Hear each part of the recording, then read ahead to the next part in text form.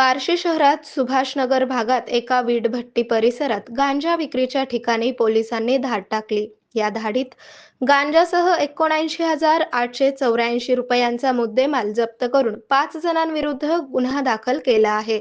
ही कारवाई 22 एप्रिल रोजी रात्री 10 वाजता सुभाषनगर भागातील ताडसौंटणे रोडवर मिरगणे वीटभट्टी येथील पत्र्याच्या शेडमध्ये समोर आली. 26,734 रुपयांचा गांजा व त्याचबरोबर रोख 3,150 रुपये, दुचाकी याशिवाय एक दुचाकी आणि 2 मोबाईल असा 79,884 रुपयांचा मुद्देमाल जप्त केला. याबाबत 23 एप्रिल रोजी बार्शी शहर पोलिसात police head constable Shailesh Chougule यांनी फिर्याद दिली आहे.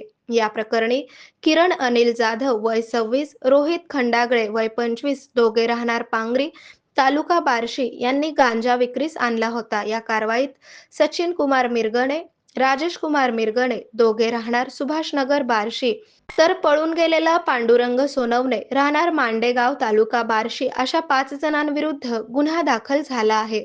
या घटनेचा पुढील तपास पोलीस निरीक्षक बालाजी कुकडे हे करीत आहेत. आरोग्य म्हणजे केवळ औषध नाही, तर निसर्गाच्या योग्य उपचारांनी मिळणारी खरी आरामदायक अनुभूती. सोलापूरमध्ये निसर्गोपचाराचं विश्वासाचं नाव लिमये निसर्गोपचार केंद्र. इथे उपलब्ध आहेत विना औषध उपचार पद्धती, ॲक्युप्रेशर, ॲक्युपंक्चर, कपिंग आणि मसाज थेरपी. सर्व प्रकारच्या आजारांवर निसर्गाच्या माध्यमातून